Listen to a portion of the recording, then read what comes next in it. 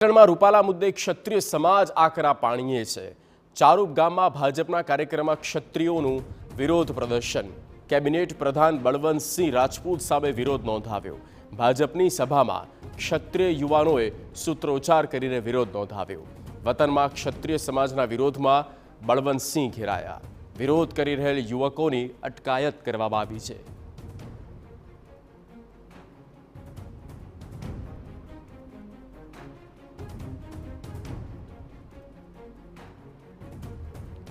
ભાજપના જ કાર્યક્રમમાં ક્ષત્રિયો દ્વારા વિરોધ પ્રદર્શન કરવામાં આવ્યું। બળવંતસિંહ રાજપૂત અને તેમની સામે પણ વિરોધ નોંધાવ્યો છે। સંવાદદાતા સુનિલ પટેલ ફોન લાઈન પર। સુનિલ, રૂપાલા મુદ્દે ક્ષત્રિય સમાજ હવે આકરા પાણીએ છે જ અને તેવામાં પાટણ સુધી આ આંધી જોવા મળી છે અને બળવંતસિંહ તેમનો ભોગ બન્યા છે।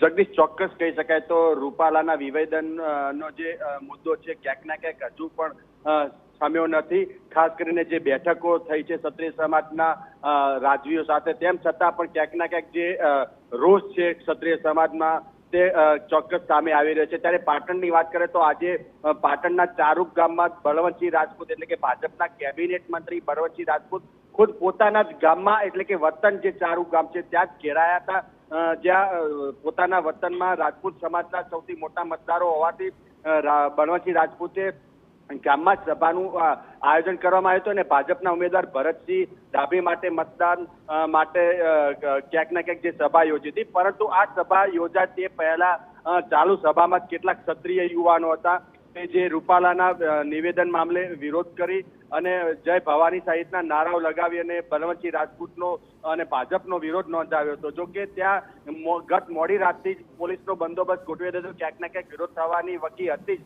અને તેને ધ્યાનમાં રાખીને પોલીસનો ચુસ્ત બંદોબસ્ત હોવા છતાં પણ પોલીસ ક્યાંક ના ક્યાંક કહી શકાય તો નિષ્ફળ રહી છે આ ડામવામાં અને જે વિરોધ હતો તે સામે આવે છે। એટલે કે પાટણના ચારુકામાં બળવંતસિંહ રાજપૂત પોતાના જ વતનમાં ઘેરાયા હતા। જગદીશ।